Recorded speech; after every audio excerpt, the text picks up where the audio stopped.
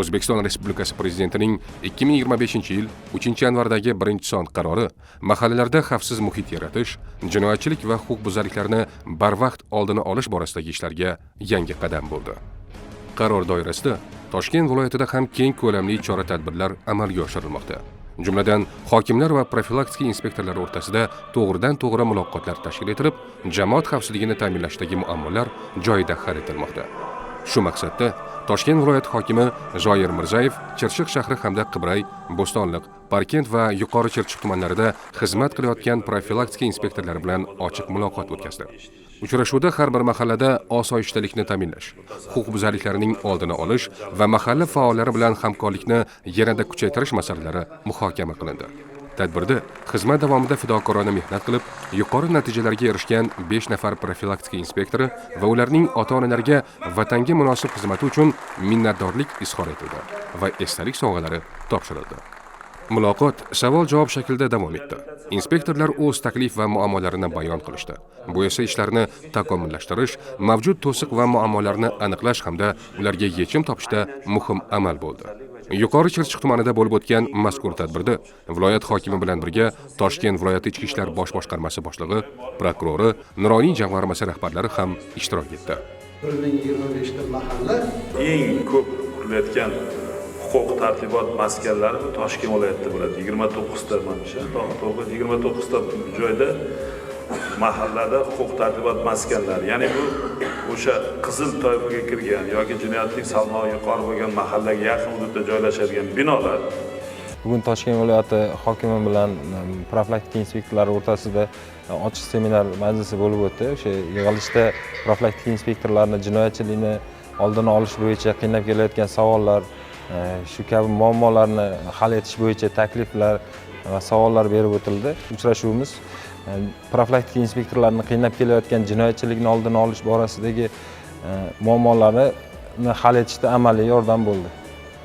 O'g'limni shu inspektor bo'lish bolaligidan o'zini orzusi edi. Shu orzusiga yetgandan men xursandman.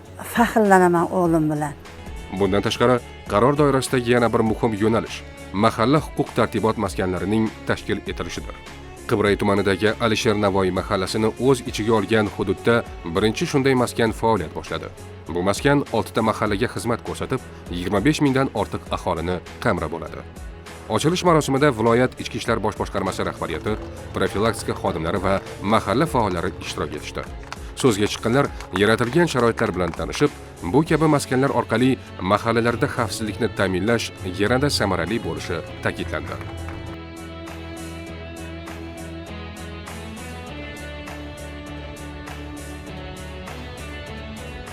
30 yildan oshiq shu ko'cha boshqul mahalla faoliman. Bizning bayt Qur'onimizda huquq tartibot maskanini birinchi bo'lib ochilyapti.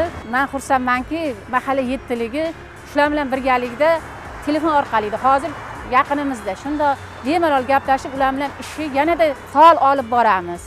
Mahalla huquq tartibot maskanlari joylarda jinoyatchilikka qarshi kurash, huquqbuzarliklarning oldini olish va fuqarolar xavfsizligini ta'minlashda muhim ahamiyat kasb etadi. Bu yerda ichki ishlar organlari, jamoat tuzilmalari va mahalla faollari o'zaro hamkorlikda faoliyat yuritadi. Prezidentimizning qaroriga asosan huquq tartibot maskanida jinoyat qidiruv bo'limi xodimi, katta profilaktika inspektori,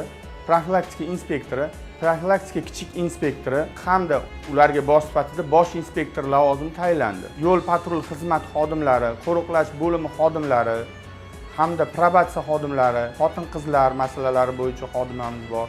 Ular bilan birgalikda mahallalarda huquqbuzarlik hamda jinoyatni oldini olish masalasida, barvaqt oldini olish masalasida ishni tashkillashtirib, hududimizdagi jinoyat va kriminogen holatlarni oldini olish choralarini ko'ramiz. Ayni vaqtda Toshkent viloyatida jami 28 ta shunday maskanlar tashkil etilmoqda. Barcha maskanlarda qurilish va ta'mirlash ishlari yakuniy bosqichda. Yaqin kunlarda ular ham to'liq foydalanishga topshiriladi. Umuman olganda, mazkur qaror yurt tinchligi va xavfsiz muhitni ta'minlashga qaratilgan islohotlarning mantiqiy davomi bo'lib, mahalla huquq tartibot maskanlari orqali jinoyatchilikni barvaqt oldini olish, profilaktik ishlar samaradorligini oshirish va aholi farovonligiga xizmat qiladi.